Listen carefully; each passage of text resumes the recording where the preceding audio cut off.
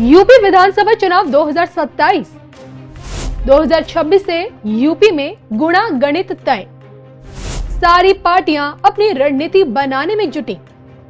अखिलेश के प्लान को फेल कर रहे ओवैसी।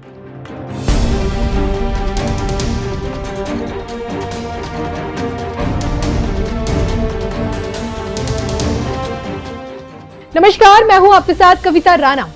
यूपी की राजनीति एक बार फिर करवट लेती हुई दिख रही है। 27 के विधानसभा चुनाव भले ही अभी दूर हो, लेकिन राजनीतिक दलों के भीतर अभी से मंथन और बेचैनी देखने को मिल रही है। अभी सोचिए, इसी हफ्ते अखिलेश यादव ने अपने सांसदों के साथ 27 की चर्चा की और इससे आप समझ सकते हैं कि कितनी भाग दौड़ इस वक्त चल रही है।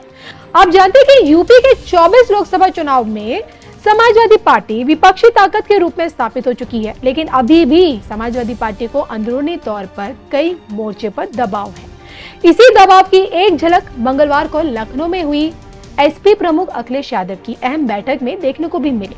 इसी बैठक में लोकसभा और राज्यसभा के सांसद शामिल थे। औपचारिक एजेंडा था पंचायत चुनाव की तैयारी और संगठन को जमीनी स्तर पर और ज्यादा मजबूत करना।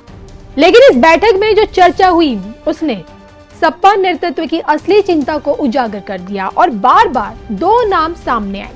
पहला असदुद्दीन ओवैसी और दूसरा चंद्रशेखर आजाद। ये दोनों नाम सिर्फ व्यक्ति नहीं है, बल्कि 2027 की सियासत में समाजवादी पार्टी के सामने खड़ी दो बड़ी चुनौतियों के प्रतीक बनते जा रहे हैं।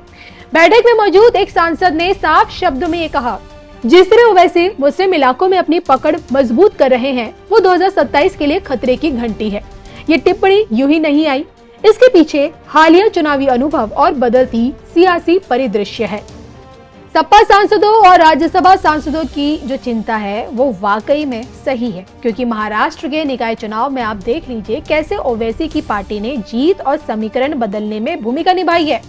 एक समय था जब मुंबई की मुस्लिम बस्तियों में सोचे समाजवादी पार्टी एक मजबूत पकड़ राजनीतिक विकल्प के तौर पे थी, लेकिन बीएमसी चुनाव में इस बार समाजवादी पार्टी की हालत इतनी खराब रही कि वो मुकाबले से लगभग बाहर ही नजर आई।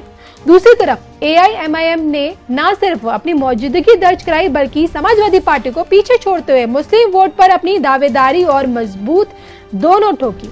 और इसी बात से अखिलेश यादव की पार्टी में इस वक्त बहुत ज्यादा बेचैनी है। अब इस बैठक को लेकर मीडिया में छपी जो खबरें थी और उसको लेकर समाजवादी पार्टी के जो रणनीतिकारों की जो राय थी वो ये साफ संदेश दे रही है कि अगर यूपी में भी मुस्लिम वोट का एक हिस्सा ओवैसी की तरफ खिसकता है तो इसका सीधा फायदा बीजेपी को ही होगा और नुकसान में समाजवादी पार्टी रहेगी। और शायद यही वजह है कि लखनऊ की बैठक में ओवैसी का नाम भले कैमरे के सामने ना लिया हो, लेकिन अंदर खाने में वो चर्चा के केंद्र में रहे हैं। इसके साथ ही साथ दूसरी बड़ी चिंता का नाम है चंद्रशेखर आजाद। आजाद समाजवादी पार्टी के मुखिया और दलित राजनीति के उभरते चेहरा है, क्योंकि आप जानते हैं कि मायावती अब नेपथ्य में है और ऐसे में दलितों में वो स्थान चंद्रशेखर आजाद बना भी रहे हैं। खबरों की माने तो बैठक में एक सांसद ने ये कहा कि चंद्रशेखर आजाद जमीन पर हमारे स्थानीय नेताओं को तोड़ रहे हैं। ये चिंता यूं ही नहीं है। आप जानते हैं कि पश्चिम यूपी में दलित वोट लंबे समय तक बीएसपी का कोर वोटर रहा है, लेकिन बीएसपी के कमजोर पड़ने के बाद एसपी ने इस स्पेस में सेंध लगाने की कोशिश की। फिर 2022 और फिर सोचिए 2024 में पीडीए यानी कि पिछड़ों, दलित और अल्पसंख्यकों का नारा इसी रणनीति का हिस्सा था। लेकिन अब चंद्रशेखर आजाद उस दलित असंतोष को अपनी तरफ मोड़ने की कोशिश में लगे हुए हैं, जो ना बसपा से संतुष्ट है न सपा से पूरी तरह से जुड़ा है। और अगर सोचे दलित वोट का एक प्रभावी हिस्सा चंद्रशेखर के साथ जाता है और मुस्लिम वोट का कुछ हिस्सा ओवैसी की तरफ मुड़ जाता है, तो पीडीए की पूरी सोशल इंजीनियरिंग पर सवाल खड़े हो सकते हैं। कुल मिलाकर जो बैठक लखनऊ में हुई उसमें अखिलेश यादव ने अपने सांसदों को भरोसा दिलाया है कि वक्त आने पर इन चुनौतियों से निपटा जाएगा। उनका ये साफ कहना है। राजनीति में उतार चढ़ाव आते रहते हैं और सपा के पास अनुभव भी है, संगठन भी, लेकिन सवाल ये है कि ये भरोसा रणनीति में कब और कैसे बदलेगा।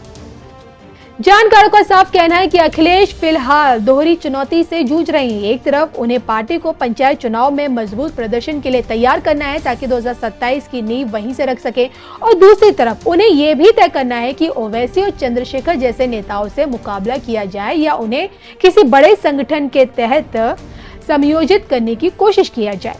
तो बैठक के बाद सांसदों ने मीडिया के सामने ओवैसी के सवाल को टालने की भी कोशिश जरूर की, लेकिन उनके बयानों में पीडीए की एकता और बीजेपी विरोधी ताकतों को साथ लाने की बात बार बार दोहराई गई।